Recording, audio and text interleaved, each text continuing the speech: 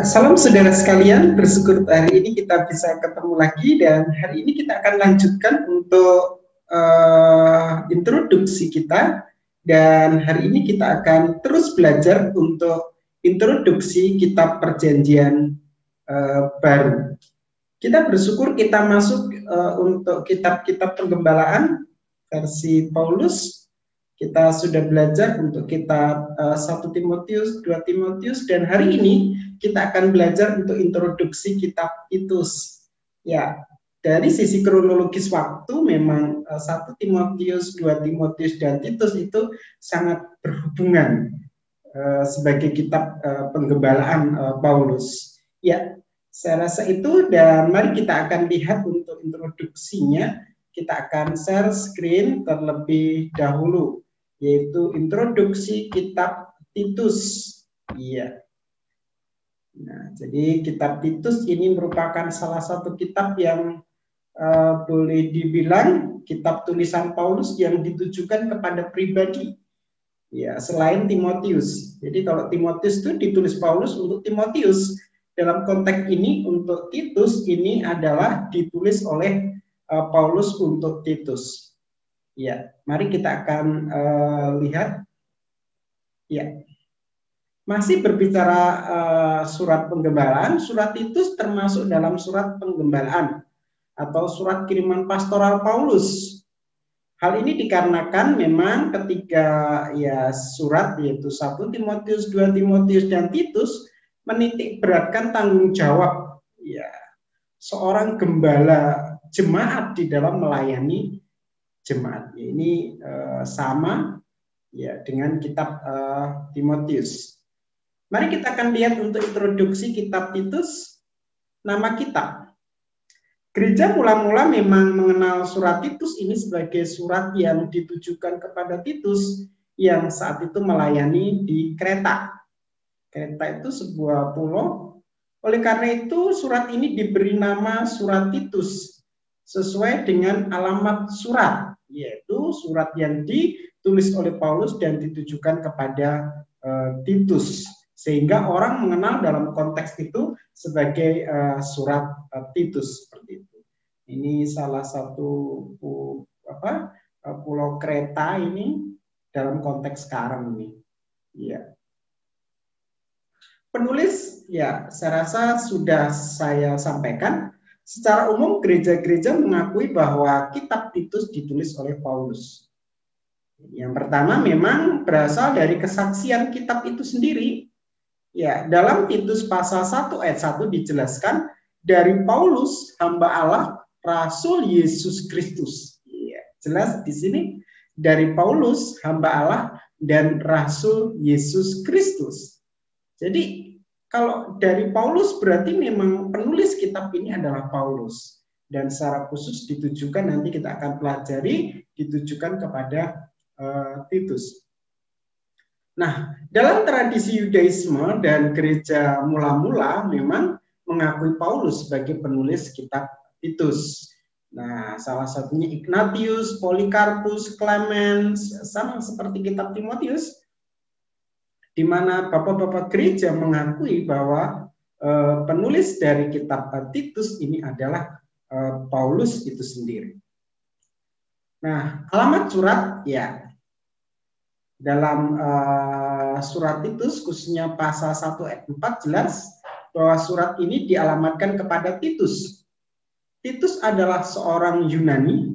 Titus adalah anak rohani Paulus. Ada kemungkinan Titus berasal dari Antioquia. Titus mulai pelayanan saat ia ikut Paulus ke Yerusalem untuk mengikuti sidang Yerusalem. Jadi waktu pelayanan Paulus itu dalam misinya itu kalau kita lihat memenangkan begitu banyak orang-orang non-Yahudi yang percaya.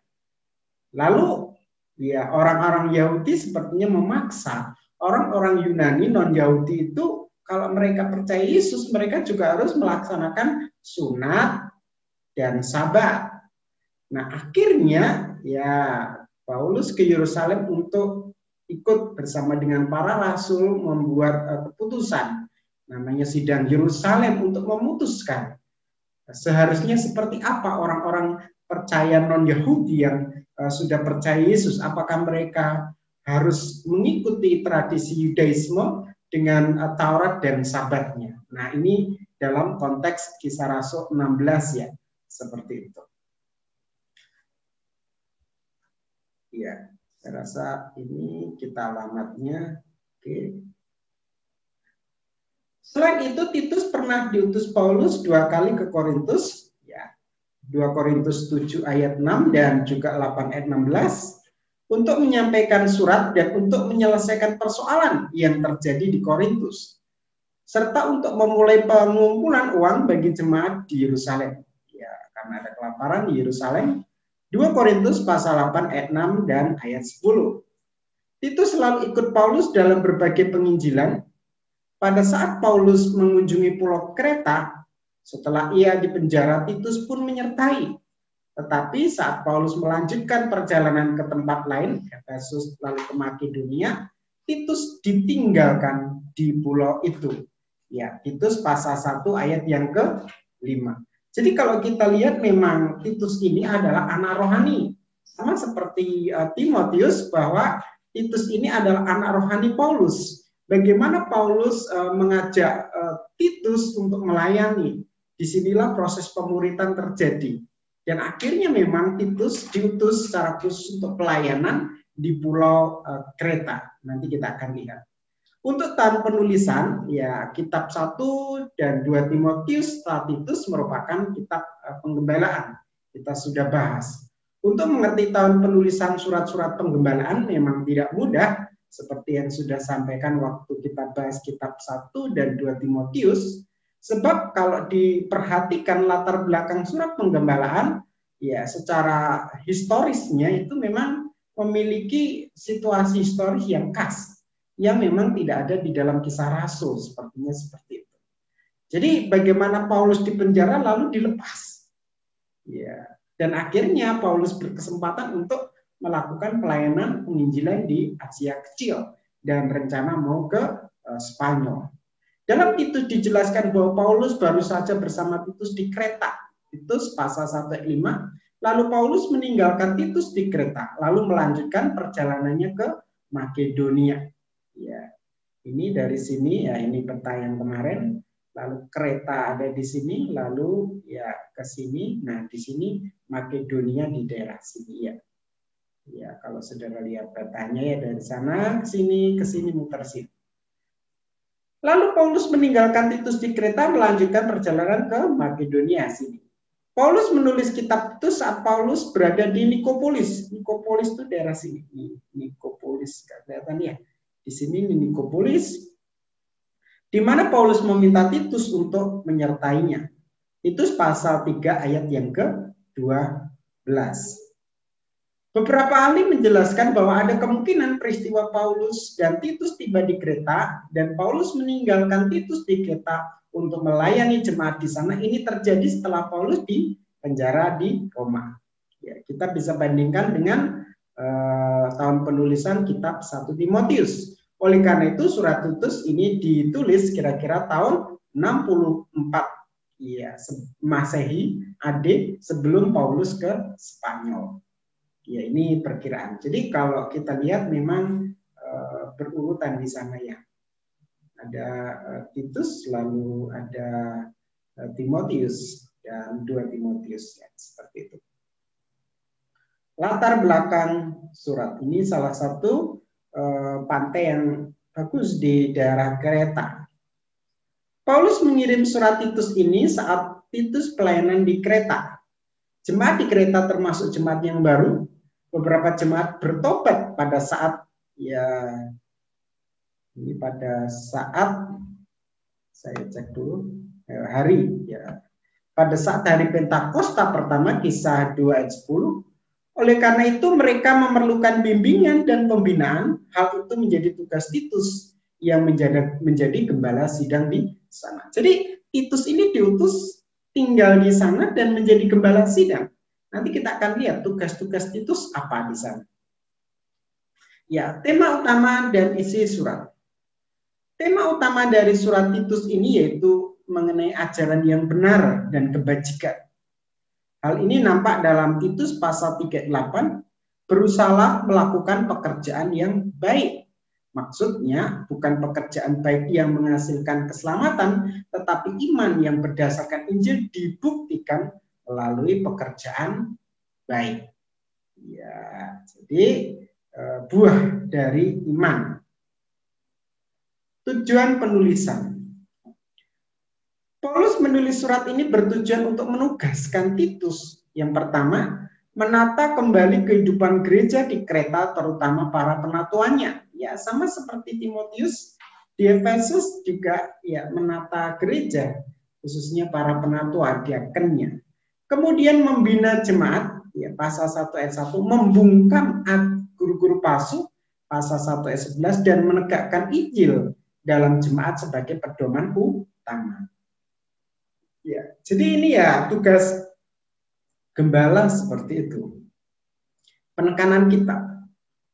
Dalam surat ini, Paulus menekankan rumusan kepercayaan Kristen yang paling lengkap dalam kitab Perjanjian Baru, yaitu kepribadian Tuhan, pasal 2 ayat 11, ciri kasih dan karunia Tuhan, pasal 3 ayat 4, gelar juru selamat, pasal 2 ayat 13, Roh Kudus, pasal 3 ayat 5, keterlibatan Allah Tritunggal, pasal 3 ayat 6, 5 dan 6, sifat dasar keilahan Kristus, pasal 2 ayat 13, keselamatan bagi seluruh bangsa, pasal 2 ayat 11, pembenaran oleh iman, pasal 3 ayat 7, dan ya pewarisan hidup kekal, masih pasal 3 ayat 7, dan terakhir kedatangan Yesus, ya kembali atau kedua kali, pasal 2 ayat 13. Ya, saya rasa ini menjadi sesuatu yang cukup menarik karena apa?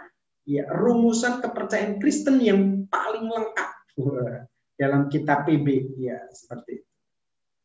Lalu perbedaan dengan surat Timotius apa? Ya, Timotius menekankan pengajaran, Titus menekankan pekerjaan baik.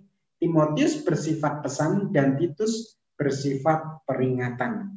Ini salah satu pantai yang ada di Pulau Kreta. Ini kayaknya seperti apa ya? Benteng begitu ya. Ya. Mari kita akan lanjutkan dengan analisa surat Titus. Ya, di bawah ini akan dijelaskan analisa mengenai surat Titus. Ini salah satu bangunan ya boleh dibilang ikon dari Pulau Kreta. Pasal 1 ayat 5 sampai 16 Paulus menjelaskan mengenai syarat-syarat menjadi penatua dan penilik jemaat. Ya, syarat utamanya apa? Memiliki kualitas rohani yang mantap, khususnya dalam 3 hal.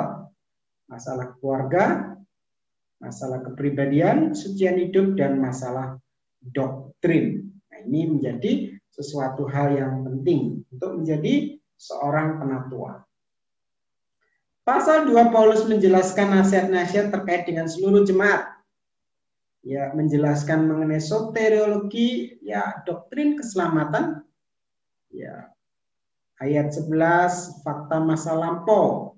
Kasih karunia Allah yang menyelamatkan semua manusia telah nyata melalui kedatangan Yesus. Pasal 12, ya berbicara tentang akibat kasih karunia untuk masa kini. 13 berbicara tentang ya masa yang akan datang, yaitu pengharapan akan janji Kristus. Ini bagus ya. Pasal 3 berisi mengenai hal mengutamakan perbuatan baik yang wajib dilakukan oleh orang Kristen. Ya, hal ini kita peroleh ya supaya kita memperoleh mahkota kemuliaan. Perbuatan baik itu ya, antara lain tunduk pada pemerintah, menghindari persoalan yang dicari-cari dan bodoh, menjauhi orang bidat, dan ya menjalankan semua ya dalam menjalankan semuanya Tuhan selalu menyertai. Selanjutnya mari kita akan lihat ciri khas kitab Titus. Surat ini berisi 2 ringkasan klasik mengenai sifat kesungguhan dalam keselamatan dalam Kristus, pasal 2 ayat 11 sampai 14. Ya, sifat kesungguhan. Surat ini menekankan bahwa gereja dan pelayanannya harus dibangun atas dasar landasan rohani, teologis, dan etis yang kuat. Ya, gereja harus dibangun atas dasar rohani, teologis, dan etis. Surat ini berisi salah satu dari 2 daftar panjang mengenai syarat menjadi pemimpin dalam pelayanan gerejawi, ya. Tentang syarat menjadi penatua. Ya, terakhir ini adalah garis besar kita. Garis besar surat Titus adalah sebagai berikut. Kata pendahuluan pasal 1 ayat 14, tugas Titus, ya, menggembalakan dan mengatur jemaat. Di sini ada syarat bagi penatua dan penilik jemaat. Pasal 1 ayat 5 sampai 16. Mengenai golongan-golongan tertentu, pasal 2 ayat 1-15, ya, orang tua dan orang muda bagaimana mereka bersikap di dalam hidup. Hamba yang bekerja pada tuannya bagaimana seorang hamba harus bekerja pada tuannya. Dasar untuk ketaatan mereka, ya, ketaatan Kristus, seperti Kristus taat kepada Allah. Lalu yang ketiga mengenai jemaat, ya, anggota jemaat pada umumnya. Dan penutup pasal 3 ayat 12 sampai 15. Ya. Ya. Jadi saudara sekalian,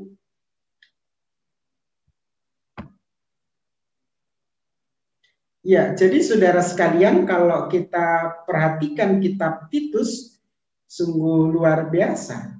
Bahwa kitab ini ditulis oleh Paulus dan ditujukan kepada seorang anak muda, Titus, di dalam pelayanannya di Kreta.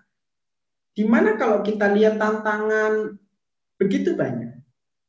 Ya, Titus harus bisa menggembalakan jemaat, mengatur kehidupan jemaat dengan segala problem-problem yang ada di sana. Baik dalam menghadapi ajaran-ajaran sesat dan semuanya, dan juga terkait dengan, ya, pengajaran doktrinal yang harus disampaikan. Ya, saya rasa ini yang saya bisa sampaikan terkait dengan introduksi kitab Titus. Ya, terima kasih banyak. Tuhan Yesus memberkati kita semua. Amin.